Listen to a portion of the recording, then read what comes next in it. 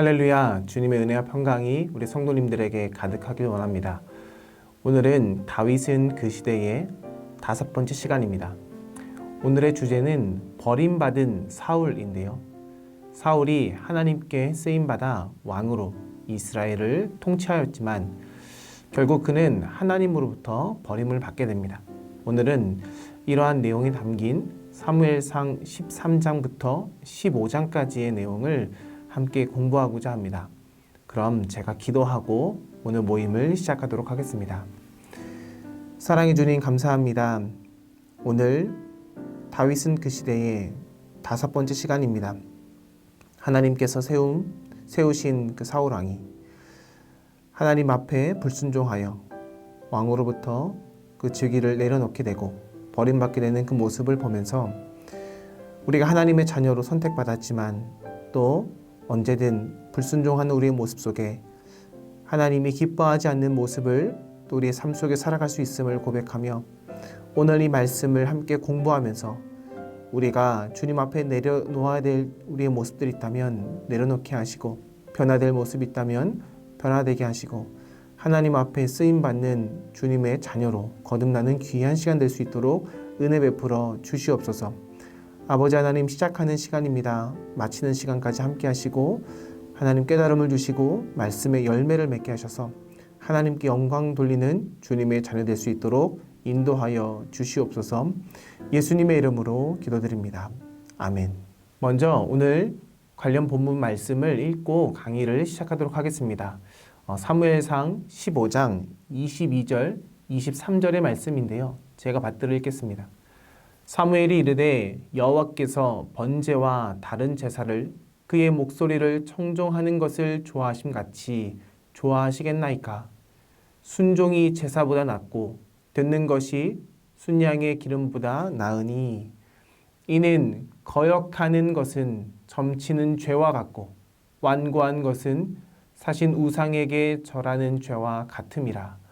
왕이 여호와의 말씀을 버렸으므로 여호와께서도 왕을 버려 왕이 되지 못하게 하셨나이다 하니. 아멘. 초대 왕으로 세움받아서 백성들의 기대를 한 몸에 받았던 사울 왕이 실패를 하게 되지요. 그런데 그의 실패는 단순히 개인적으로 비극적인 하나의 사건이었을 뿐만이 아니라 그의 실패로 말미암아 공동체가 큰 위기에 놓이는 그런 혼란의 원인이 되게 됩니다. 사울은 블레셋과 아말렉과의 전쟁 등에서 모두 승리했죠. 하지만 그런 전쟁 가운데서 자신과의 싸움에서는 거듭 패배했습니다. 성경은 사울의 군사적인 승리와 왕으로서의 치적보다 사무엘상 12장 14절에서 15절의 말씀에 기록된 그 하나님의 약속과 경고를 배경으로 그의 신앙적인 파탄을 집중적으로 조명하고 있습니다. 사무엘상 12장 14절과 15절에 이렇게 나와 있는데요.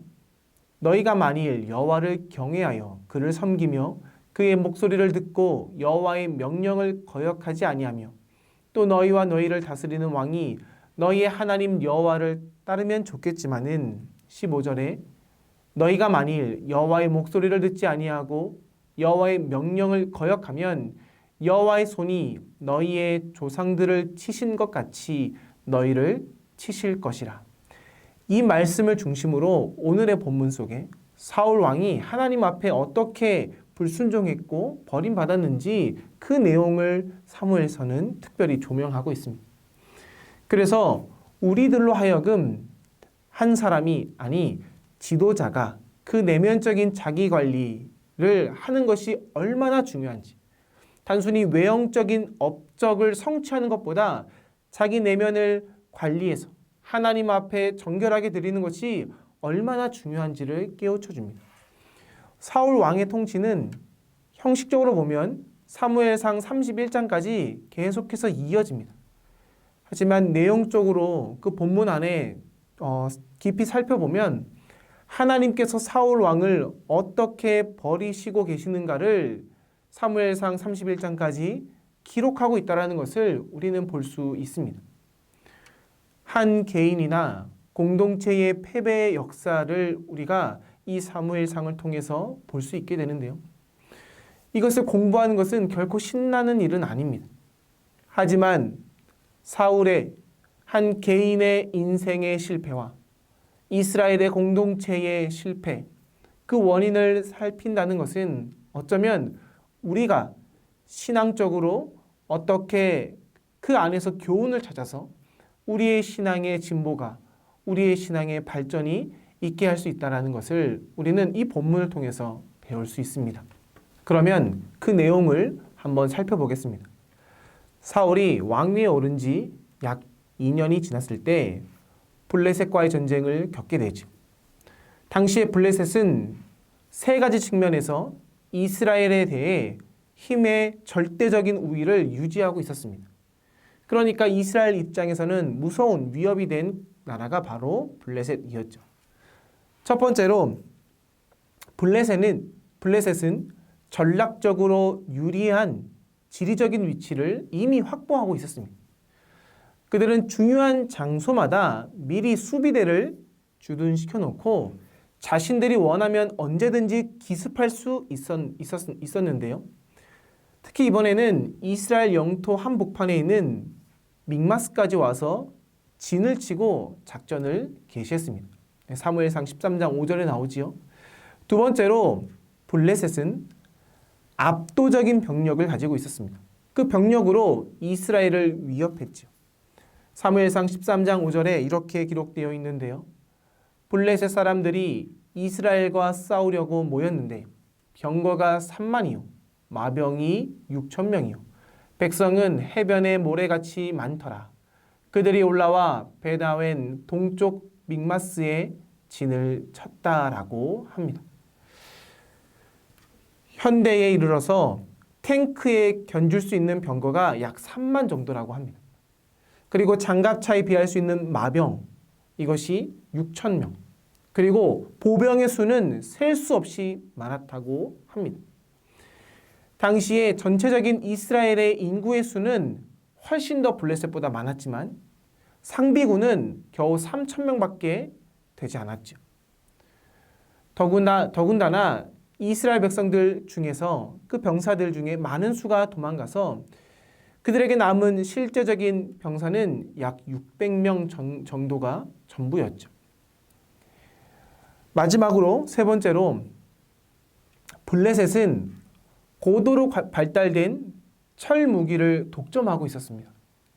당시에 이스라엘은 청동기 문화 수준을 벗어나지 못했는데요. 그래서 전쟁 무기라고는 기껏해야 활과 투석기 정도였습니다. 반면에 블레셋은 일찍이 헷 쪽 속의 철기 문화를 받아들여서 그들이 신무기를 많이 개발한 군사 강국이었습니다. 그렇게 블레셋은 철 무기를 많이 독점하고 있었죠. 따라서 이스라엘이 블레셋과의 전쟁에서 승리할 수 있는 유일한 길이 있다면 그것은 하나님을 의지하는 것이었습니다. 하나님의 능력과 하나님의 보호를 의지하는 믿음만이 그들의 무기였다라고 볼 수 있었죠. 그러나 사울 왕은 우리가 앞서 11장에서 본 대로 암몬을 물리치던 그 카리스마적인 지도력을 전혀 발휘하지 못합니다. 점점 증강되는 블레셋의 그 병력을 바라보면서 사울 왕과 이스라엘 백성들은 전쟁의 공포에 휩싸였죠. 사무엘상 13장 6절 7절 말씀을 볼까요? 이렇게 나와 있습니다. 이스라엘 사람들이 위급함을 보고 절박하여 굴과 수풀과 바위 틈과 은밀한 곳과 웅덩이에 숨으며 어떤 히브리 사람들은 요단을 건너 갓과 길르앗 땅으로 가되 사울은 아직 길갈에 있고 그를 따른 모든 백성은 떨더라. 이스라엘이 처한 그 위기 상황에서 사울이 왕으로서 선택할 수 있는 길은 오직 하나님을 의지하고 싸우는 것이었습니다. 하나님의 백성이 전투에 임하기 전에 승리를 보장받으려면 두 가지의 조건을 갖춰야 했는데요. 하나는 병사들이 여자들과의 성관계를 가지지 않는 것이었습니다. 그렇게 부정하지 않고 정결을 유지하는 것이 첫 번째 조건이었다면, 또 다른 하나는 하나님께 은혜를 구하는 제사를 드리는 일이었습니다. 당시에 이 두 가지의 조건이 전쟁에서 승리하기 위해서 반드시 갖춰야 할 조건이었는데요. 그런데 이 제사를 드릴 때에 제사를 드리는 방식이 중요했습니다. 제사장이 직접 드리거나 아니면 제사장이 참석한 가운데 왕이 드릴 수 있었습니다. 사무엘은 당시에 사울에게 정치적인 면에서 통치권을 주었죠. 그래서 사울이 왕으로 나라를 다스렸습니다. 하지만 종교적인 면, 신앙적인 면에서의 그 지도력은 사무엘이 가지고 있었습니다. 하나님의 말씀을 증거하는 종으로서 그 권위를 사무엘이 가지고 사울에게 이렇게 말하죠. 너의 행할 일을 가르칠 때까지 7일을 기다리라 라고 명합니다. 사울이 이 말을 듣고 기다렸죠. 정말 위급한 상황 속에서 마음은 다급해졌지만 기다리고자 했습니다. 하지만 그 상황은 굉장히 특수한 상황이었죠. 적은 언제든지 침공해 올 수도 있었고 아군의 병사들은 지금 두려움에 떨고 있어서 언제든 전쟁을 포기하고 도망갈 수 있는 그런 상황 속이었습니다. 한 명이라도 더 병사들이 남아있을 때 얼른 제사를 드리고 싸우고자 했던 그 마음을 사울이 그 마음속에 품고 있었지만 사울은 사무엘의 말을 듣고 기다리고자 합니다. 그런데 그 약속을 했던 사무엘이 오지 않는 겁니다. 더 이상 기다릴 수 없는 상황이라고 판단한 사울은 사무엘이 오겠다라고 약속했던 그 7일째 되는 날, 남은 몇 시간을 기다리지 못하고 서둘러서 번제를 드리고 말죠. 오늘 본문 사무엘상 13장 8절과 9절의 본문인데요. 8절에 이렇게 나옵니다.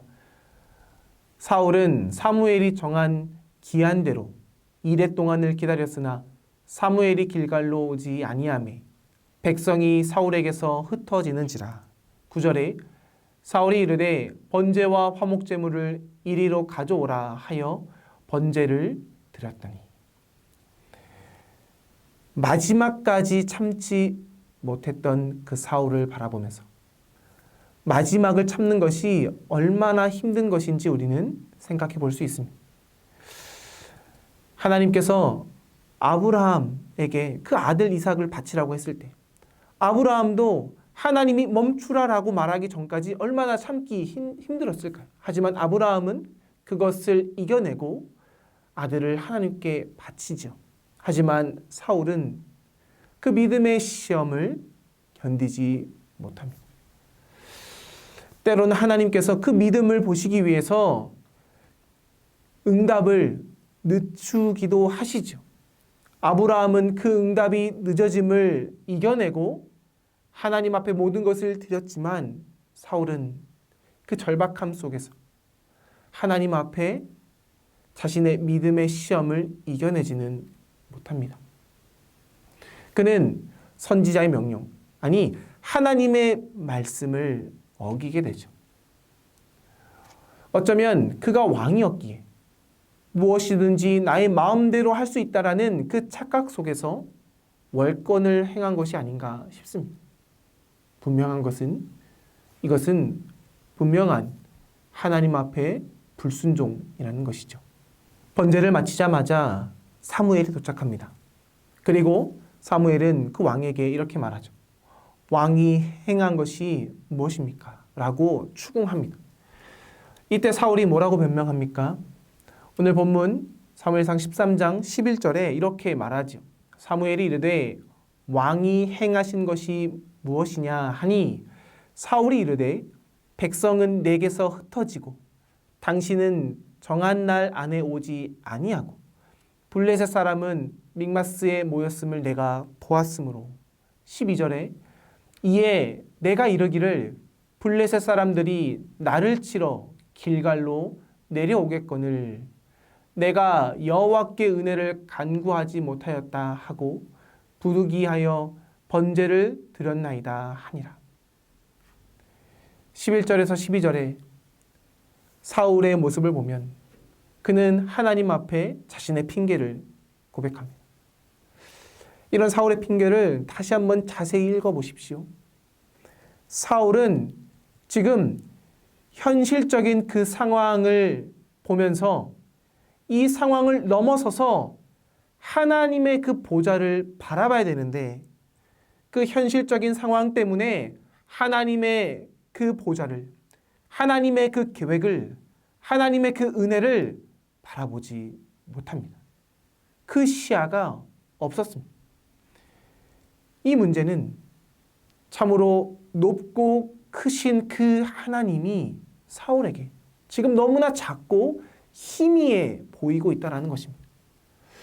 우리가 동전 하나를 가지고 우리의 눈을 댈 때 이 동전이 눈동자 가까이 있으면 우리가 세상을 보지 못하지 않습니까? 동전 하나로 눈을 가리면 우리는 태양도 가릴 수 있고 우리는 세상에 있는 모든 것을 가릴 수 있습니다. 하지만 그 동전 하나로 우리의 눈을 가린다 하여 세상이 작아지는 것 아니지 않습니까? 오늘 사울은 오직 눈앞에 전개되는 이 상황과 환경만을 보고 하나님을 보지 못합니다. 그러한 작은 시야 속에서, 좁은 시야 속에서 그는 조급하게 자기가 행동할 만한 최선의 것을 선택하고 행동하는데요. 지금 사울에게는 눈앞에 무엇이 보입니까? 흩어진 백성이 보입니다. 그리고 오지 않는 사무엘이 보입니다. 그리고 블레셋 적군들의 집결만 보입니다. 그 상황을 보고서 부득이하여 내가 이럴 수밖에 없었다라는 고백을 하죠. 즉 자기의 생각과 자신의 그 감정에 따라 의사결정을 한 것입니다. 우리가 한 개인이나 교회 그리고 어떤 공동체가 윤리적인 선택을 한다고 할 때 우리가 상황을 분명히 고려해야 되겠죠. 하지만 그 상황보다 더 중요한 것은 절대적이고 보편적인 규범인 하나님의 법도, 하나님의 말씀을 원칙으로 그 상황을 결정해 내야 합니다. 그 원칙이 바로 서지 않을 때, 확고하지 않을 때 우리는 실수를 범하게 되는데요. 이럴 때 상황 윤리자들의 그 오류에 빠지게 됩니다. 사울의 말은 자신의 당시의 상황에 그 윤리에 호소하여서 자신의 행동을 정당화시키고 있습니다. 여기서 잠시 상황 윤리가 뭔가 설명해 드리자면 상황 윤리라는 말은 일정한 원칙이 없이 어떤 처한 상황이나 형편에 따라서 그에 맞게 도덕적인 그 규범을 새롭게 바꾸는 행동을 말합니다. 물론 이 상황 윤리의 그 주장이 모두 틀린 것은 아닙니다. 때로는 맞죠. 때로는 적용할 부분이 있습니다. 예컨대 기독교 윤리적으로 보았을 때 때로는 어떠한 교리나 제도보다 하나님의 사랑이라는 보다 높고 숭고한 그 가치가 강조되어야 되는 그 상황에서 상황 윤리적인 사고가 때로는 필요합니다. 하지만 이러한 상황 윤리는 하나님의 계명의 그 보편 타당성과 그 영원한 그 불변성에 대한 그 의문을 던진다는 문제가 있죠. 그저 사랑하기 때문에, 사랑이라는 그 가치 때문에 우리가 얼마든지 계명을 어겨야 된다라는 논리를 펼칠 때 그 안에서 우리는 무한한 오류에 빠질 수 있습니다. 사랑하니까 폭력을 써도 된다. 사랑하니까 하나님의 계명을 잠시 내려놔도 된다. 사랑하니까 살인하고, 사랑하니까 간음하고, 사랑하니까 도둑질할 수 있다라고 주장한다면 그것이 과연 맞는 말일까요? 이러한 상황 윤리는 현대의 상대주의 철학을 기독교의 윤리에 도입한 것이라고 볼 수 있습니다. 다시요. 현대의 상대주의적인 어떤 철학적인 사조를 우리 기독교 윤리에 도입한 것이라고 볼 수 있습니다. 현대인들은 이러한 사고방식을 편하게 여기죠. 하지만 우리가 이것을 생각해 봐야 됩니다. 고린도전서 13장 6절을 기초로 해서 생각해 본다면 진리와 함께 기뻐하는 사랑이 아닌 불의를 기뻐하는 사랑이 과연 하나님의 사랑, 기독교의 사랑이라고 할 수 있겠습니까? 그러니 상황윤리자들, 상황윤리라는 것은 어찌 보면 논리적인 일관성이 없다고 볼 수 있습니다. 그래서 우리는 그 무엇보다 성경에 기초하여 성경을 전체적으로 이해하려는 그러한 기준을 두고 하나님의 계명, 하나님의 말씀이라는 그 원칙 속에서 상황을 봐야 됩니다. 세상을 봐야 됩니다. 우리가 이 상황윤리와 기독교의 원칙, 이 두 가지의 추에서 우리 자신을 적용해 볼 때 우리가 그동안에 하나님을 믿고 따르는 그리스도인으로서 주님의 말씀대로 주님의 사랑 안에서 살아간다라고 고백하지만은 우리의 실제 상황에서는 때론 이렇게 고백하지 않습니까? 그때 그 상황에선 어쩔 수 없었다고. 그러면서 자신이 지었던 그 죄를 합리화한다면 우리 또한 상황윤리자가 될 수 있다는 것입니다. 하나님께서는 그 무엇보다 우리가 우리의 죄를 시인하고 고백하며 진실된 삶을 살아가길 원하시지 사울처럼 변명하고 합리화시키는 것을 기뻐하지 않는다는 것을 우리는 기억해야 합니다. 또한 우리가 기억해야 될 것은 어떤 상황 속에서 아주 시급하게 결정해야 될 일이 있을 때에 우리는 사울처럼 조급하게 일을 결정하기보다 그 순간에 보다 하나님을 굳게 의지하고 마음의 여유를 가지고 그 일을 신중하게 결정해야 된다는 것입니다. 그렇지 않으면 시간이 지나서 후회할 일들을 많이 경험하게 된다는 것이죠. 그러니 나 한 개인으로서도 그리고 우리 공동체로서 봤을 때도 어떠한 의사결정에 있어서 시급할지라도 또 더 중요도가 더 가미될지라도 이것을 결정할 때는 충분히 기도하고 묵상하고 때로는 함께 논의하고 하나님의 원칙에 의해서 결정해야 된다는 것을 우리는 기억해야 합니다. 하나님의 뜻이라고 확신하면서 충동적으로 결정한 후에 그때의 상황에서 우리가 최선의 길이라고 확신했던 것이 시간이 흐른 후에 때로는 우리가 봤을 때 얼마나 어리석고 하나님을 슬프게 한 결정이 많았는지 우리가 경험한다면 우리는 이런 생각을 할 수 있어야 됩니다. 인간이 가지는 자기 확신이 때로는 그 확신이 우리를 실패로 그 확신이 하나님이 기뻐하지 않는 선택으로 인도할 수 있다는 것. 그러니 우리는 더더욱이 우리 자신을 믿으면 안 됩니다. 더더욱이 우리는 우리 자신보다 우리의 감정보다 우리의 이성보다 하나님의 말씀의 기초에서 상황을 보고 의사결정을 해야 된다는 것입니다. 나아가 조급함이라는 그 마음은 하나님에 대한 어쩌면 불신앙의 한 모습이 될 수 있다는 것을 우리는 알아야 됩니다. 그래서 디모데 후서 3장 4절에 이런 말씀이 있습니다. 배신하며 조급하며 자만하며 쾌락을 사랑하기를 하나님 사랑하는 것보다 더한다면 이것은 불신앙이라는 것이죠. 조급함과 자만함. 그러니 우리는 늘 겸손하게 여유를 가지고 기도하며 결정해야 됩니다. 나의 마음이 그렇지 않을지라도 사울과 같은 마음일지라도 한 걸음 뒤에서 생각하고 결정해야 될 줄로 압니다.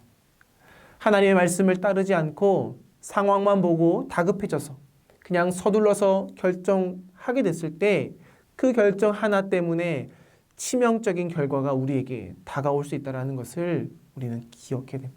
오늘 본문을 통해서 그가 만약 지도자라면, 그가 만약 리더라면 이것이 개인뿐만이 아니라 주변의 사람들, 공동체, 그리고 민족 전체에 돌이킬 수 없는 큰 고통과 비극을 가져올 수 있다는 것이죠. 그래서 오늘 사울을 향해서 하나님의 종인 사무엘이 책망을 합니다. 사무엘상 13장 13절에 이렇게 말하죠. 사무엘이 사울에게 이르되 왕이 망령되이 행하였도다. 왕의 하나님 여호와께서 왕에게 내리신 그 명령을 지키지 아니하였도다. 그리하였더라면 여호와께서 이스라엘 위에 왕의 나라를 영원히 세우셨을 것이거늘. 사울을 향해서 그가 망령된 짓을 행했다고 그를 꾸짖습니다. 여기서 망령되다라는 것은 어리석다라는 뜻인데요.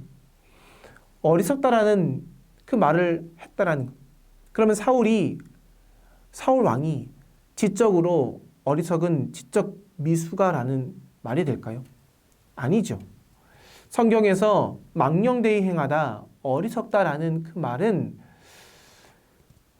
지혜, 지식, 그가 가진 지혜와 지식이 사람에게 있지 않고 하나님에게 있다는 것을 말하고 있습니다. 그러니 사울은 지금 하나님 밖에서 그의 감정과 이성과 지식을 동원해서 불순종하고 있다는 것을 말하고 있는 것이죠. 성경에서 분명히 말씀하고 있습니다. 잠언 1장 7절에 보면 지식과 지혜의 근본은 하나님을 경외하는 것이라고 합니다.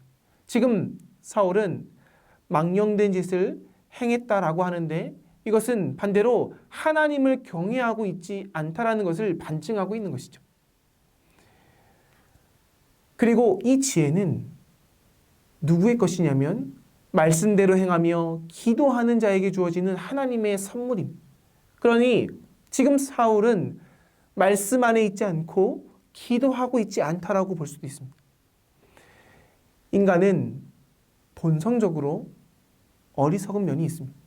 그래서 하나님의 말씀을 의지하지 않고 기도하지 않으면 언제라도 자기 생각대로 살면서 우매한 선택을 할 수밖에 없습니다. 그래서 오늘 지금 사울은 하나님 앞에 우매하고 어리석은 결정을 하게 됐는데 그 이유가 무엇이냐? 바로 사울이 말씀 안에 있지 않고 기도하지 않았기 때문이다 라는 것을 우리는 알 수 있습니다. 오늘 사무엘은 사울에게 그러한 사울의 행동을 이렇게 말하는 것이죠. 13절에 다시금 말씀을 보면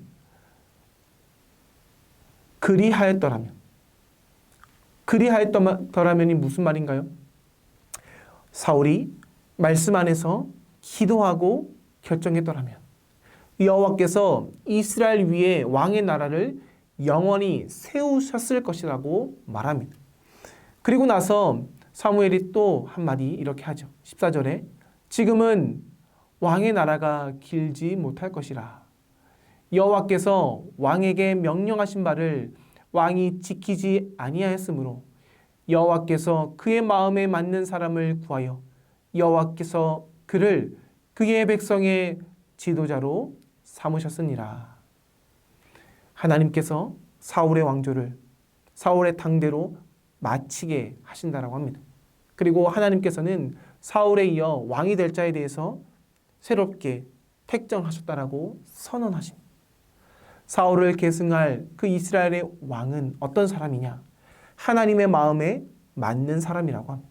하나님의 마음에 맞는 사람 누구인가요? 어리석지 않은 사람입니다. 어리석지 않은 사람 누구인가요? 하나님 말씀 안에 거하고 기도하는 사람입니다. 그렇다면 우리는 이런 생각을 해볼 수 있습니다. 아니, 지금 사울이 단 한 번 범죄하였는데, 단 한 번 불순종하였는데 하나님은 어떻게 이렇게 단호하게 그를 벌하시는 것일까? 우리는 이 답의 힌트를 사도행전에서 찾을 수 있습니다. 사도행전에 보면 교회가 세워지는 초기에 교회의 그 순수성을 지키기 위해서 아나니아와 삽비라를 가혹하게 심판했던 장면이 나옵니다. 그리고 모든 교회를 향해서 경고하는 내용이 사도행전 5장에 나오죠. 그래서 우리는 이렇게 생각할 수 있습니다. 하나님의 심판은 모두에게 공정하게 이루어집니다. 하지만 때로는 그 사건이 일어난 어떤 역사적인 시점의 그 중요성에 비추어 보았을 때에 특수하게도 하나님은 그 심판을 엄중하게 하는 경우가 있다라는 것을 기억해야 됩니다. 지금 사울은 이스라엘의 초대 왕으로 세움받았습니다. 특수한 상황이죠. 그 특수한 상황 속에서 그 누구보다 하나님 앞에 말씀으로, 기도함으로 그는 지혜로운 선택을 했어야 합니다. 하지만 사울은 그 선택을 하지 못하고 하나님 앞에 불순종하면서 이스라엘 백성들로 하여금 하나님 앞에 불순종하는 그 길을 열었다라는 것이죠. 하나님은 그런 사울의 행동 앞에 엄중하게 심판을 해야 됐다라는 것입니다. 사무엘상 14장에 보면 블레셋과 이스라엘의 대치 상태가 오래 지속되면서 블레셋이 특공대를 보내면서 이스라엘을 괴롭히는 장면이 나옵니다. 그렇게 이스라엘을 위협했으나 지금 사울은 아무 대책 없이 기다리는 장면이 나오는데요. 오늘 사무엘상 14장 2절에 이렇게 나옵니다. 사무엘이 기브와 변들이 미그론에 있는 석류나무 아래에 머물렀고 함께한 백성은 600명 가량이며 사울과 함께한 600명의 그 군사들은 블레셋 군사에 비해서 초라한 병력이었으나 분명한 것은 이들은 하나님을 믿는 용사들이라는 것입니다. 그러니 무한한 가능성이 있는 군사이기도 합니다. 우리가 사사기에 보면 기드온의 300용사가 생각나죠. 그들은 300명밖에 안 되는 거로 미디안과의 전쟁에서 통쾌한 승리를 거두었던 사람들입니다. 그 역사를 지금 사울 왕도 알고 있을 테지요. 하지만 그는 믿음 없이 그저 아무 대책 없이 낙담하는 가운데 아무런 지도력 없이 머물러 있는 모습으로 이 상황을 방관하는 모습으로 서 있는 지도자가 되었습니다. 그런데요, 이러한 전선의 교착 상태를 깨고 한 영웅이 나타납니다. 바로 사울의 아들 요나단이죠.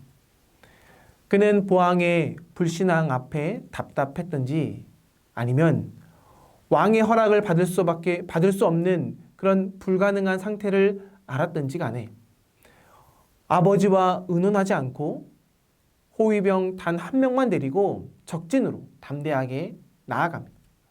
오늘 14장 6절에 이렇게 나오는데요. 요나단이 자기의 무기를 든 소년에게 이르되 우리가 이 할례 받지 않는 자들에게로 건너가자.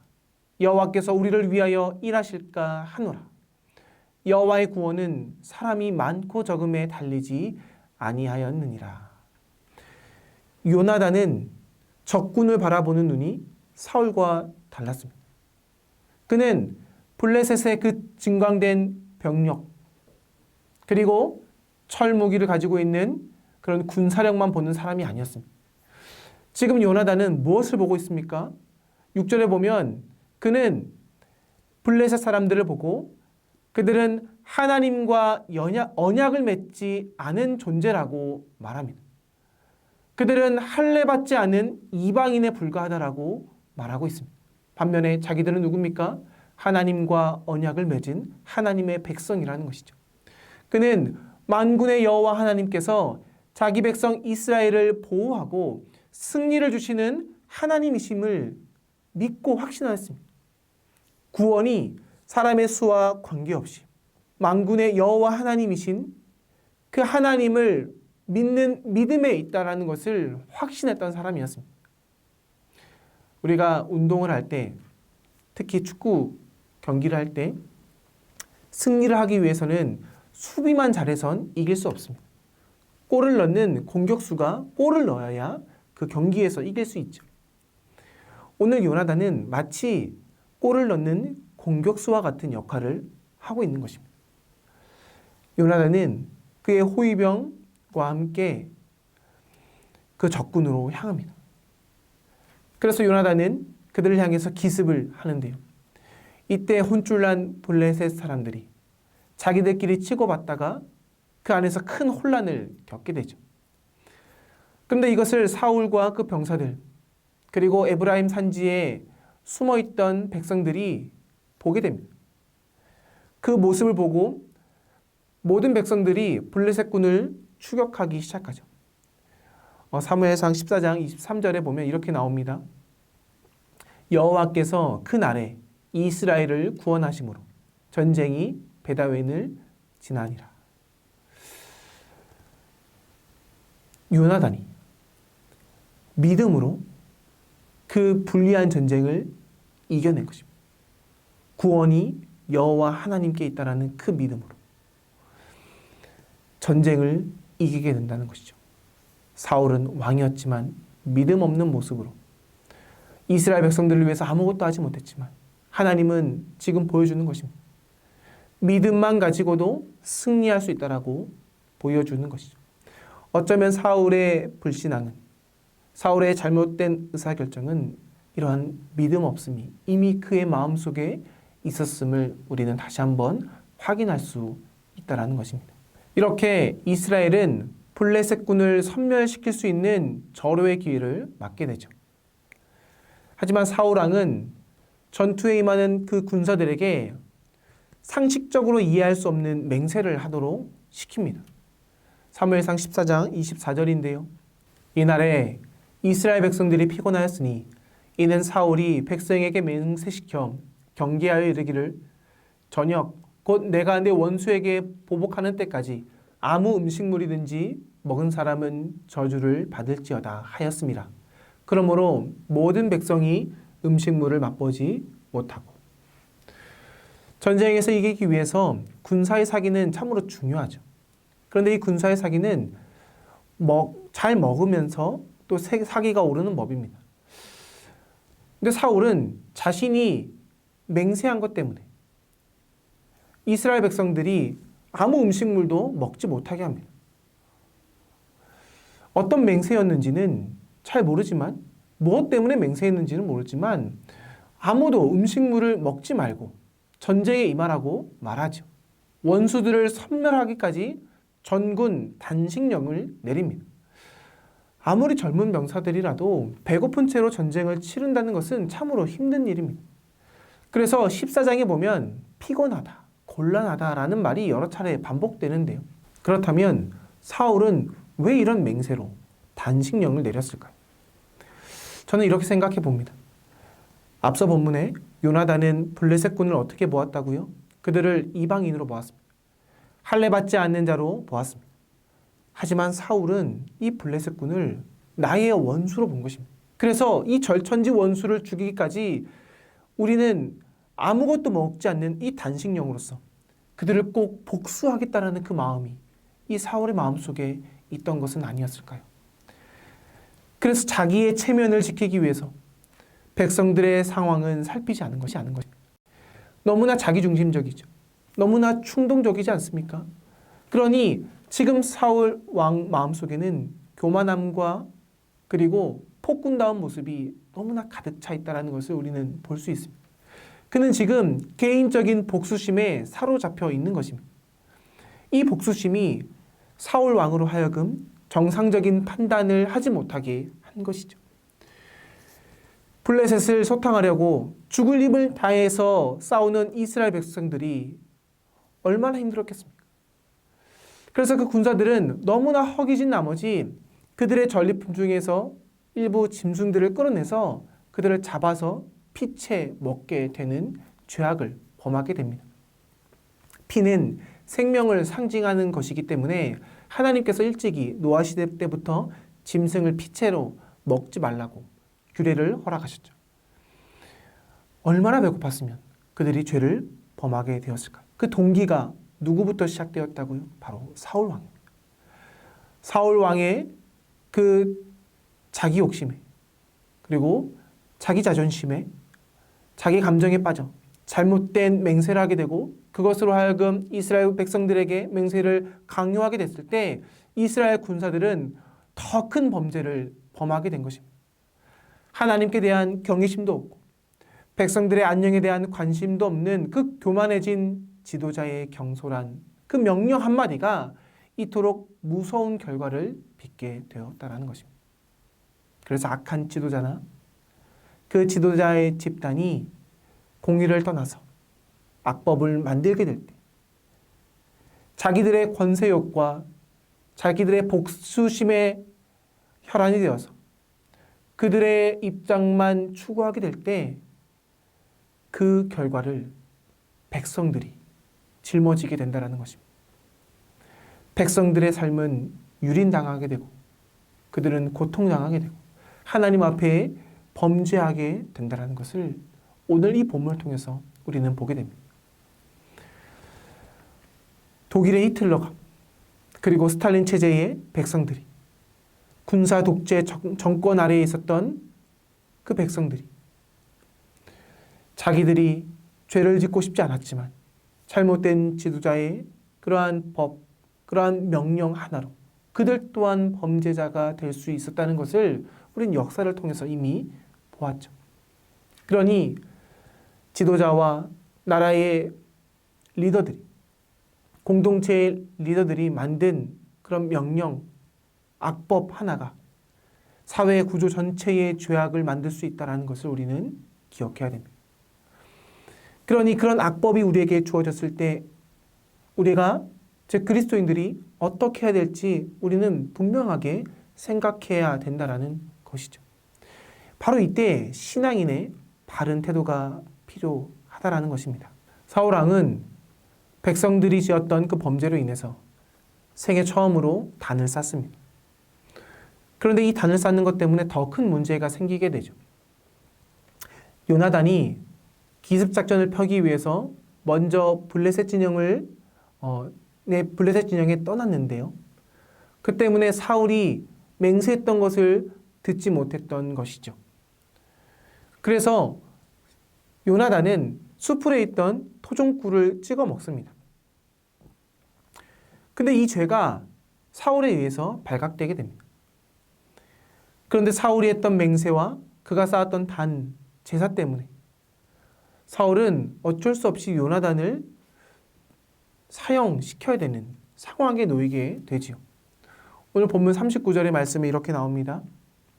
이스라엘을 구원하신 여호와께서 살아계심을 두고 맹세하노니 내 아들 요나단에게 있다 할지라도 반드시 죽으리라 하되 모든 백성 중 한 사람도 대답하지 아니하매.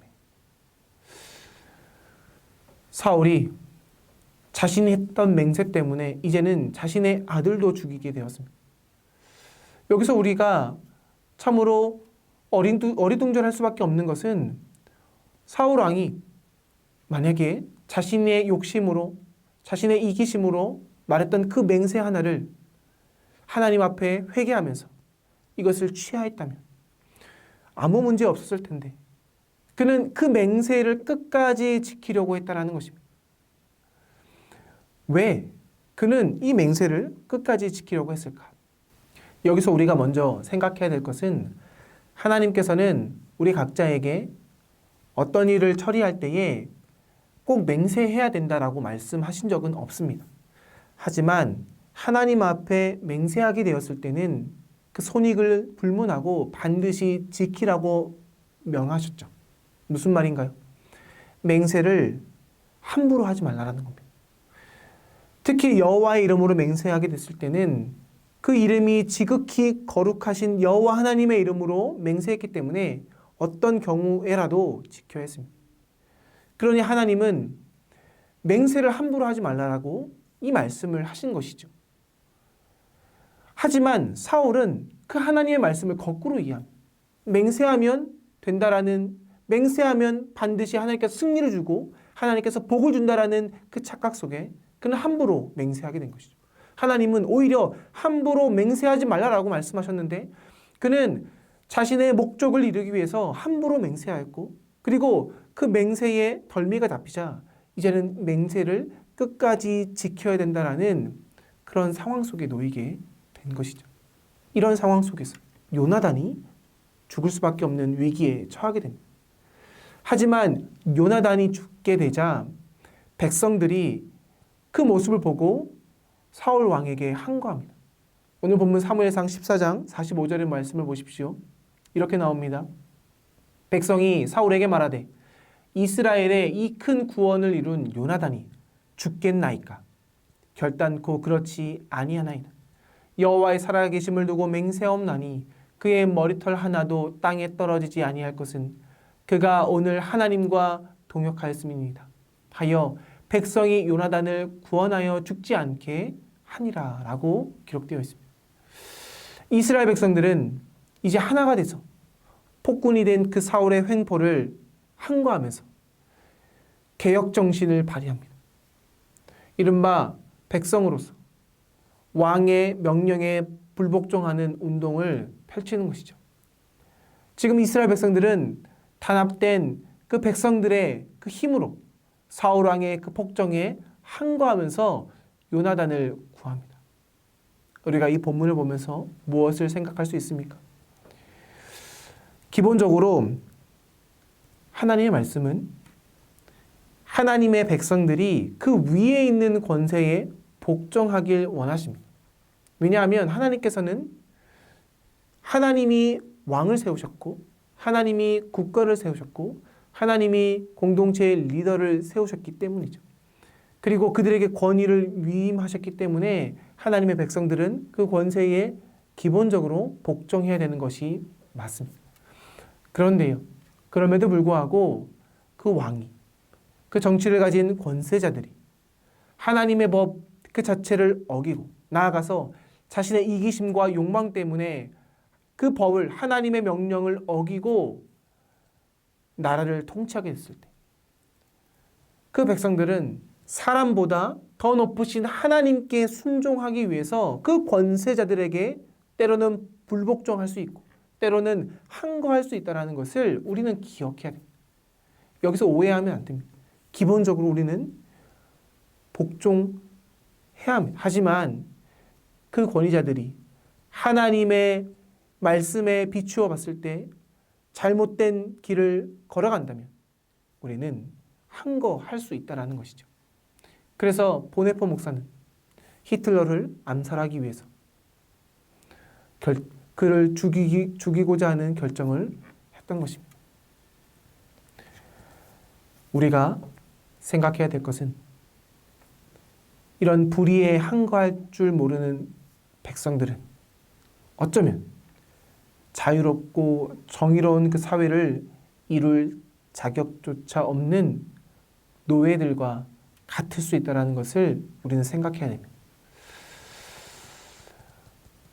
1950년대에 미국의 흑인들을 그들의 인권을 되살려 주기 위해서 인권운동을 했던 마틴 루터 킹 목사가 있습니다. 그가 이런 말을 했는데요. 제가 읽어드리겠습니다. 수동적으로 악을 받아들이는 자는 악의 영속을 돕는 자와 마찬가지로 완전히 악에 빠져 있는 것이다. 악을 향한 아무 저항도 없이 그것을 받아들이는 자는 실로 협력하는 자이다. 피압박 민중이 그들이 받는 압제를 즐겨 받아들일 때 그들은 압제자들에게 정당성을 부여해주는 구실을 맡고 있는 셈이다. 라고 말합니다. 조금 더 얘기해 볼까요? 어느 외국의 사학자가 조선의 500년 역사를 보면서 우리는 흔히 조선 왕조가 500년이나 이어졌다라고 자랑스러워하지 않습니까? 하지만 그런 한국인에게 또 다른 시각을 주는데요. 그가 이렇게 말합니다. 한 왕조를 500년이나 질질 끌게 한 그 백성들은 그 백성들에게 우리 후대가 과연 무엇을 배울 수 있겠느냐 라고 비아냥거렸다는 것입니다. 한편으로는 그 500년의 역사 동안 한 왕조가 이어져 왔다는 것이 대견스럽기도 하지만 한 국가가 쇠망해 가는 그런 역사 속에서 잘못된 점을 지적할 수 있었는데, 그 잘못된 점을 바로 고칠 수 있었는데 어느 누구도 그렇지 않았다는 점을 우리가 바라보게 된다면 그 외국의 사학자가 했던 말을 마음 깊이 새겨볼 만합니다. 또한 3.1 운동했던 그 운동가들 중에서 한 사람이었던 스코필드 박사가 이렇게 말합니다. 한국인이여 부패와 싸우는 백성이 되어다오 라고 유언을 남겼다고 합니다.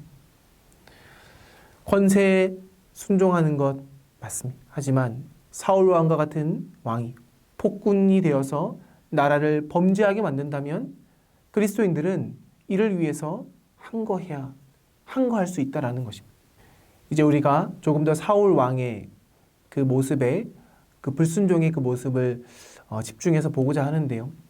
사무엘상 14장 47, 48절에 보면 사울의 군사적인 업적이 기록되어 있습니다. 그리고 49절에서 51절에 보면 사울의 가족에 대해서 요약해 주는 내용이 나오는데요.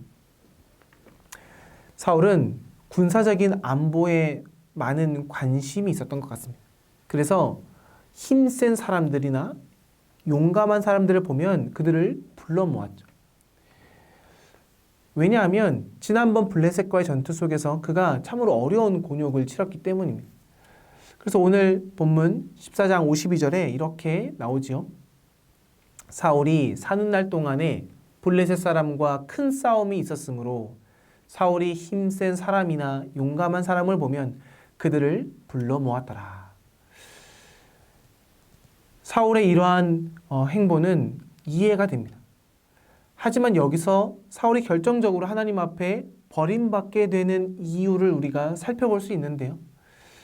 그가 지금 무엇을 하고 있습니까? 사람들을 모으고 있죠.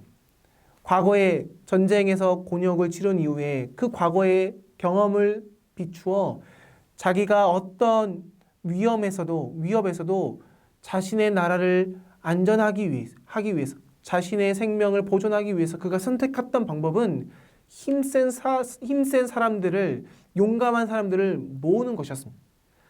하지만 이것보다 더 중요한 것을 그는 놓쳤죠. 그것은 무엇입니까? 자기의 내면에 있는 영적인 자기 점검은 하지 않았다는 것입니다. 하나님께서 사울왕 본인을 하나님 백성의 왕으로 세우신 그 목적이 무엇인가를 기억하고 하나님과 깊이 교제하면서 하나님 앞에 나아가고 나의 삶을 되돌아보고 회개하면서 무엇이 잘못되었는지 되돌아보는, 그래서 하나님과 동행하는 그 삶을 살아가는 모습이 전혀 없었다는 것이죠. 하나님께 불순종하였기 때문에 하나님의 버림을 받았다는 그 선언을 받고서도 사울왕은 하나님과 자신의 관계가 지금 어떤 상태에 있는지를 살펴보지 않고, 그래서 영적으로 투쟁하면서 이 모습 속에서 회개하고 이겨낼 그런 모습은 전혀 없었다는 것을 우리는 볼 수 있습니다. 지금 사울왕은 자기 신앙의 위기를 맞고서도 그 위기 속에서 영적인 회복을 이루고자 노력하지 않는 그런 영적 감각이 마비된 상태의 사울왕을 우리는 볼 수 있다는 것이죠. 어쩌면 하나님께서 사울왕을 버리게 된 그 이유는 단지 그가 단 한 번 불순종했기 때문에 그를 버린 것이 아니라 그는 하나님과 꽤 오래전부터 아무런 영적인 교제 없이 하나님과의 영적인 친밀함 없이 보내왔던 그 세월 때문에 그를 버린 것이 아닐까라는 것입니다. 사울 왕의 그 마음의 중심에는 하나님을 경외하는 마음, 하나님을 사랑하는 마음, 그런 기본적인 신앙이 보이지 않고 왕이 된 이후에 하나님과의 교제가 아니라 자기만의 길을 걸어가며 점점 교만해져서 하나님을 찾지 않고 세상을 찾고 사람을 찾는 그런 모습이 그의 마음속에 이미 있었다라는 것입니다. 긍휼을 베푸시는 하나님께서는 사울 왕에게 그래서 몇 번의 기회를 준 것은 아니었을까요? 하지만 사울 왕은 그 기회 속에서 하나님을 계속 버리게 됩니다. 그래서 하나님은 이번에 또 다른 기회를 주십니다. 그 아말렉은 누구입니까? 이스라엘 백성들이 출애굽하게 되었을 때에 끊임없이 이스라엘을 괴롭혔던 아말렉 족속. 하나님은 그 아말렉 족속을 심판하라고 사울 왕에게 다시 한번 명령하십니다. 사무엘상 15장 1절을 보십시오. 1절에 보면 이렇게 나옵니다. 사무엘이 사울에게 이르되 여호와께서 나를 보내어 왕에게 기름을 부어 그의 백성 이스라엘 위에 왕으로 삼으셨은즉 이제 왕은 여호와의 말씀을 들으소서라고 말하면서 2절 말씀에 이렇게 명령합니다. 만군의 여호와께서 이같이 말씀하시기를 아말렉이 이스라엘에게 행한 일 곧 애굽에서 나올 때에 길에서 대적한 일로 내가 그들을 벌하노니 지금 가서 아말렉을 쳐서 그들의 모든 소유를 남기지 말고 진멸하되 남녀와 소아와 젖먹는 아이와 우양과 낙타와 나귀를 죽이라 하셨나이다 하니 하나님께서 아말렉을 치되 진멸하라 라고 말합니다. 여기서도 굉장히 어려운 문제를 하나님께서 사울에게 주시죠. 하나님이 만약 아말렉을 치되 그저 그들을 공격해서 그들을 심판하라 라고만 말씀하셨으면 됐는데 하나님이 이렇게 말씀하십니다. 아말렉을 치되 젖먹는 아이들까지 모조리 죽이라 라고 말씀하십니다. 너무나 잔인한 명령이죠. 이것이 오늘날 우리에게는 신앙의 걸림거리가 될 만큼 어려운 명령을 하나님이 지금 사울에게 하는 것입니다. 하나님 하면 무엇이 떠오르십니까? 한 생명도 우주보다 더 귀하게 여기시는 그 하나님이십니다. 그 사랑의 하나님이 지금 아말렉 족속을 치되 젖먹는 아이들까지 치라라고 하십니다.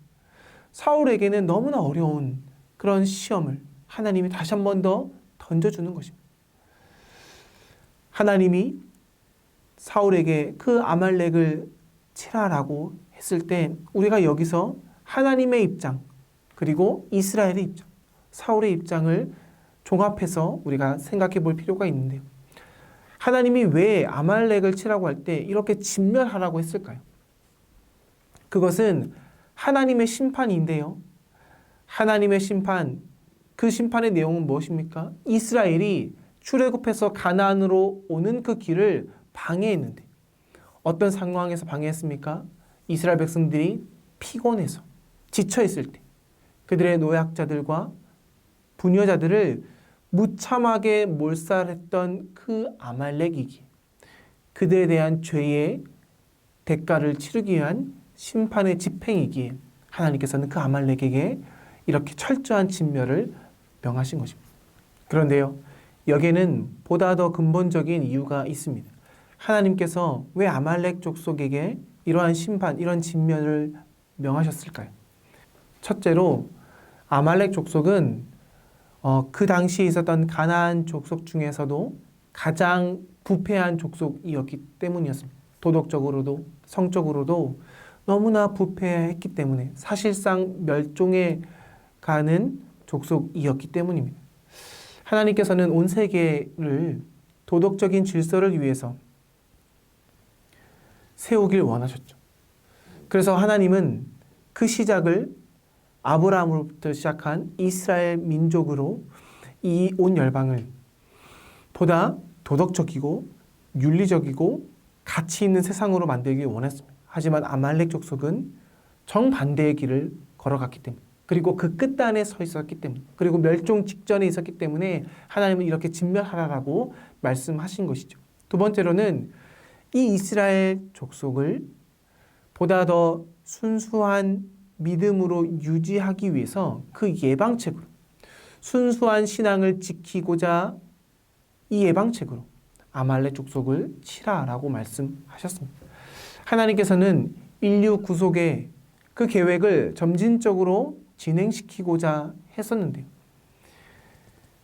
그런데 아말렉 족속이 있게 된다면 그 이스라엘 백성들이 그 순수한 신앙을 잃어버릴 수 있는 그러한 위협이 되었기 때문에 하나님은 이 아말렉 족속을 치라라고 말씀했던 것입니다.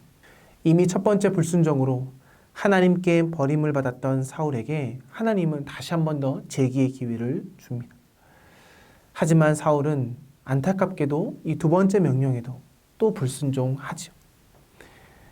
그래서 사무엘이 비탄에 빠진 마음으로 이렇게 말합니다. 오늘 본문 사무엘상 15장 7절의 말씀인데요. 사울이 하윌라에서부터 애굽 앞 술에 이르기까지 아말렉 사람을 치고 8절에 아말렉 사람의 왕 아각을 사로잡고 칼날로 그의 모든 백성을 진멸하였으되 사울과 백성이 아각과 그의 양과 소의 가장 좋은 것 또는 기름진 것과 어린 양과 모든 좋은 것을 남기고 진멸하기를 즐겨 아니하고 가치 없고 하찮은 것은 진멸하니라. 사울은 하나님께서 허락하신 그 두 번째 기회를 스스로 발로 걷어찹니다. 그러니 사울의 불순종은 그의 무지나 연약함에서 나온 것이 아닙니다.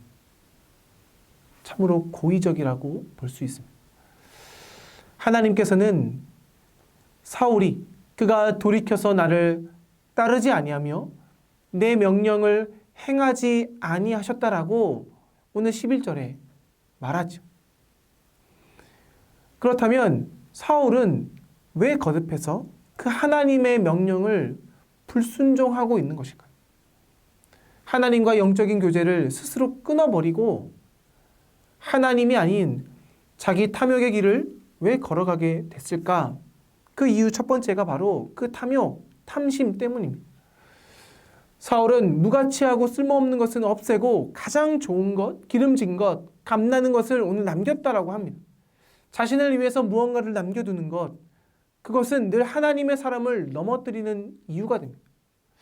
우리가 이해하기 힘든 점은 어떻게 자기 아들 요나단까지도 죽이려 했던 그 사울이 끔찍한 그 악행을 행했던 아각 왕은 살려두는가 하는 것이죠. 당시의 관례대로 본다면 이 아각 왕을 살려둔다라면 거액의 보석금을 받을 수 있었습니다. 어찌 보면 그 돈을 얻을 수 있다는 그 생각 때문에 아각 왕을 살린 것은 아니겠습니까? 자신의 사랑하는 아들은 자신의 욕심 때문에 맹세했던 그 맹세 때문에 죽이고자 했지만 아각 왕은 그 보석금을 얻고자 하여서 자신에게 하나님의 명령도 어기게 된다는 것.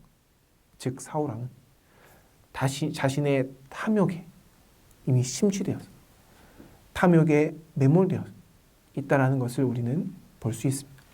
두 번째로 사울은 지금 자기의 영광만을 구하는 삶을 살고 있습니다. 전쟁에서 승리를 허락하신 하나님께 영광을 돌리며 감사의 제사를 드리기보다 지금 무엇을 하고 있습니까? 자기를 위해서 기념비를 세웁니다. 오늘 12절 말씀에 보면 나를 위해 기념비를 세웠다라고 합니다. 사울은 후에 사무엘을 통해서 하나님께 버림받은 그 심판의 메시지를 듣고 나서야 사무엘의 옷자락을 붙잡고 이렇게 애원합니다. 오늘 30절 말씀인데요. 15장 30절에 이렇게 말합니다. 사울이 이르되 내가 범죄하였을지라도 이제 청하옵나니 내 백성의 장로들 앞과 이스라엘 앞에서 나를 높이사 나와 함께 돌아가서 내가 당신의 하나님 여호와께 경배하게 하소서 하더라. 그는 지금 무엇에만 혈안이 되어 있습니까? 나를 높이는 데만 혈안이 되어 있습니다. 그는 자기를 높이기 위해서 한평생 살아왔던 사람으로 변질되어 버렸습니다. 그는 자신의 왕권에만 매달려 버리는 그런 초라한 사람이 되었습니다. 그 교만이 그를 패망의 길로 인도하고 있다는 것이죠. 세 번째는 무엇입니까? 그는 지금 하나님보다 백성들을 두려워하고 있습니다.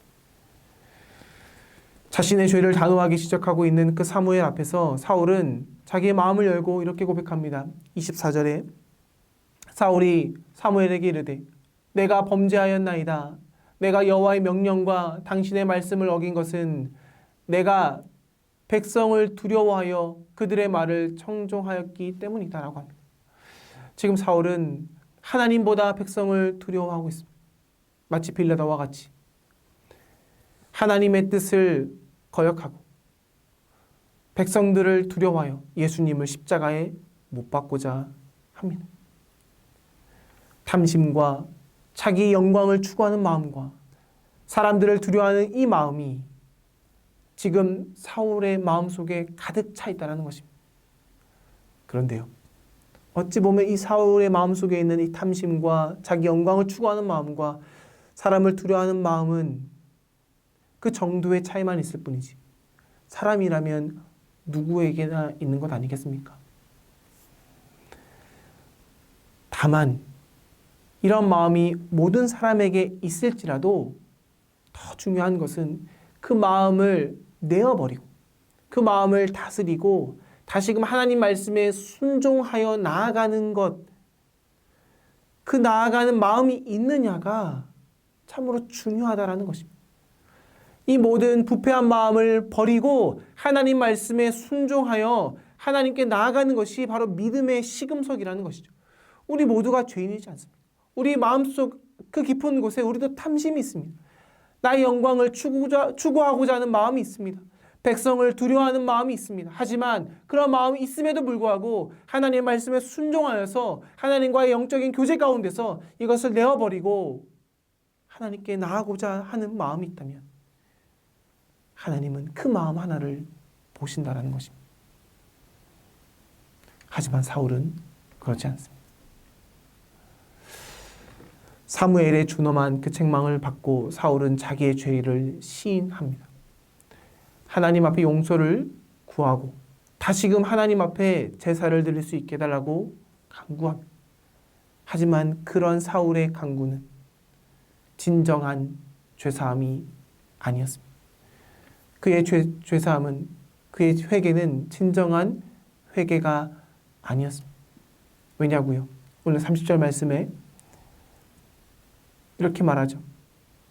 사울이 이르되 내가 범죄하였을지라도 이제 청하옵나니 내 백성의 장로들 앞과 이스라엘 앞에서 나를 높이사 나와 함께 돌아가서 내가 당신의 하나님 여호와께 경배하게 하소서. 이 말씀이 사울의 모든 것을 대변해 줍니다. 그는 하나님께 버림을 받아서 하나님의 백성을 왕으로서 섬기는 영광스러운 직분을 박탈당했는데요. 사울이 하나님의 버림을 받았던 궁극적인 이유는 그가 먼저 하나님을 버렸기 때문입니다. 하나님이 사울을 버린 것이 아니라 사울이 하나님을 먼저 버렸기에 하나님도 그를 버릴 수밖에 없었다는 것입니다. 사무엘은 두 차례나 사울이 하나님의 말씀을 버렸기 때문에 하나님께 버림을 받았다라고 반복해서 말합니다. 이것이 사울이 하나님께 버림받은 이유입니다. 철저히 사울은 자신을 선택합니다. 그래서 하나님께 버림을 받게 되죠. 사무엘상 15장 23절과 26절인데요. 이는 왕이 여호와의 말씀을 버렸으므로 여호와께서 왕을 버려 이스라엘 왕이 되지 못하게 하였음이니이다. 사무엘은 두 번이나 15장 23절과 26절에 이런 말씀으로 그가 먼저 하나님을 버렸다라고 말하고 있습니다. 그러니 하나님이 사울 왕이 단 한 번 불순종했기 때문에 사울을 버렸다라고 말할 수 없는 것이죠. 그리고 보십시오. 사울이 하나님 앞에 아말렉을 진멸하지 않은 이유에 대해서 이렇게 말합니다. 가장 좋은 곳으로 길갈에서 하나님께 제사하려고 놔두었다. 근데 이것이 거짓말이라는 것이 너무나 분명하게 드러났죠. 그러자 사울에게 선지자 사무엘은 이렇게 말합니다. 오늘 본문 22절인데요. 15장 22절에 사무엘이 이르되 여호와께서 번제와 다른 제사를 그의 목소리를 청종하는 것을 좋아하심과 같이 좋아하시겠습니까? 순종이 제사보다 낫고 듣는 것이 순양의 기름보다 나으니 이는 거역하는 것은 점치는 죄와 같고 완고한 것은 사신 우상에게 절하는 죄와 같음이라. 왕이 여호와의 말씀을 버렸으므로 여호와께서도 왕을 버려 왕이 되지 못하게 하셨나이다 하니. 이 말씀은 우리 기독교 신앙의 본질에 담겨 있는 가장 중요한 말씀 가운데 하나입니다. 하나님께서는 우리가 거창하게 제사를 드리는 어떤 외적인 형식적인 행위보다 우리의 중심을 바라보십니다. 그리고 겸손한 마음으로 우리의 삶의 우리 일상 속에서 우리 삶의 전 영역에서 구체적으로 순종하는 삶을 살아가는 것을 하나님은 더 기뻐하시는 하나님이십니다. 짐승이나 물건이나 많은 것으로 제사를 바치기보다 우리의 자신을 거룩한 산 제물로 드리기를 원하시는 하나님이십니다.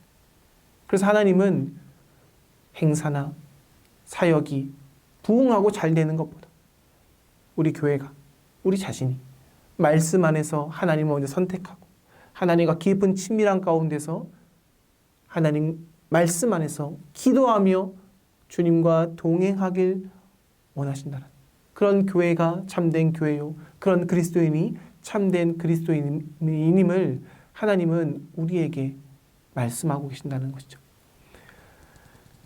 그러니 하나님께서는 많은 업적을 남기거나 그리고 많은 성공을, 많은 사역의 열매를 맺은 목회자나 성도보다 하나님의 말씀을 진실하게 순종하며 나아가는 주의 종을, 주의 성도를 더 귀히 여기신다라는 것을 기억하시기 바랍니다. 마지막으로 이 말씀 한 구절 나누고 오늘 강의를 마치겠습니다. 마태복음 7장 21절의 말씀인데요. 나더러 주여 주여 하는 자마다 다 천국에 들어갈 것이 아니요 다만 하늘에 계신 내 아버지의 뜻대로 행하는 자라야 들어가리라. 아멘. 우리는 하나님의 뜻 안에서 우리의 삶으로 하나님의 말씀을 행하는 자여야 합니다. 사울은 입으로는 주님을 사랑한다, 주님을 섬긴다, 주님을 예배한다라고 말했지만 그의 마음의 중심, 나아가 그의 삶의 중심에는 하나님이 없었습니다. 하나님의 뜻이 없었습니다. 하나님의 말씀이 없었습니다. 그래서 사울은 하나님과 교제하지 않았고 하나님 말씀 안에 거하지 않았고 하나님께 기도하지 않았습니다. 결국 그가 버림받은 이유는 그가 먼저 하나님을 버렸기 때문입니다. 오늘 강의를 정리하겠습니다. 하나님께서는 사울 왕을 이스라엘 초대의 왕으로 세우셨습니다. 역사적으로 참으로 중요한 시기에 사울은 왕이 되었죠. 하지만 겸손했던 사울은 하나님의 선택으로 인해서 왕이 되자 점점 그의 마음이 변질되고 폭군이 되었습니다. 그 이유가 무엇입니까? 하나님께 나아가 말씀 안에서 주님을 경외하지 않았던 그의 마음 때문입니다. 왕이 된 이후에 그는 점점 더 하나님을 선택하지 아니하고 하나님께 나아가지 아니하고 자기 마음 안에 왕으로서 자신의 지위에 매료되어 몰락의 길로 걸어가게 됩니다. 하나님을 버린 것이죠. 하나님과 교제하지 않는 것을 선택한 것이죠. 그러게 됐을 때 그의 결국은 불순종이었고 그의 결국은 멸망이었습니다. 오늘 우리는 사울과 같은 위기 속에 늘 놓여 있음을 알아야 됩니다. 우리도 언제든지 탐욕과 욕망 속에 있을 수 있고 나를 높이기 위한 삶을 살 수도 있고 백성을 두려워하는 삶을 살 수도 있습니다. 하지만 그러한 모든 것을 내려놓을 때 그리고 그 안에서 믿음의 길을 걸어가고자 하나님과 교제하기 위한 선택을 할 때에 하나님은 그 마음을 보시고 기뻐한다라는 것을 기억하시기 바랍니다. 오늘 말씀처럼 아버지의 뜻대로 행하는 자는 깨끗하게 죄 한 번 짓지 않는 사람이 아닙니다. 수많은 죄를 지을 수 있는 상황 속에서 하나님을 선택하는 단 한 걸음을 걸어가는 사람이 하나님의 뜻대로 행하는 사람이라는 것입니다. 그 뜻 안에서 우리는 하나님께 영광을 돌리는 삶을 살 수 있다는 것을 기억하시기 바랍니다. 이 믿음을 가지고 우리에게 주어진 삶의 자리에서 하나님의 말씀대로 순종하며 나아가는, 하나님의 원칙 안에서 하나님의 말씀을 행하며 나아가는 주님의 자녀 되길 주의 이름으로 축복합니다. 제가 기도하고 마치겠습니다. 하나님 아버지 감사합니다. 오늘 하나님께서 사울 왕을 세우셨습니다. 하지만 사울은 마음이 교만하여 하나님과 동행하지 않았고 자기의 뜻에, 자기의 탐심에, 백성을 두려워하는 마음에, 자기를 높이고자 하는 마음으로 스스로 멸망의 길을 갔습니다. 하나님을 선택하지 않았기에, 그가 먼저 하나님을 버렸기에 하나님 또한 그를 버렸음을 기억하며, 하나님, 우리도 하나님을 버리지 아니하고 우리는 하나님을 선택하는 믿음의 길을 걸어갈 수 있도록 은혜 베풀어 주시옵소서. 우리의 삶에 사울 왕과 같은 폭군이 나타날 때, 오늘 이스라엘 백성들 요나단이 하나님 앞에 믿음의 길로 때로는 항거하고 때로는 하나님의 뜻대로 살아가고자 몸부림쳤던 모습을 기억하며 우리도 기도하고 하나님의 뜻을 구하며 하나님이 기뻐하시는 삶을 살아갈 수 있도록 주님 인도하여 주시옵소서. 그리하여서 하나님께 칭찬받으며 하나님의 택함을 받으며 하나님께 영광을 돌리는 믿음의 자녀가 될 수 있도록 은혜 베풀어 주시옵소서. 감사드리며 살아계신 우리 구주 예수님의 이름으로 기도드립니다. 아멘. 한 주 동안 승리하시고 또 다음 주에 이 시간에 뵙도록 하겠습니다. 감사합니다.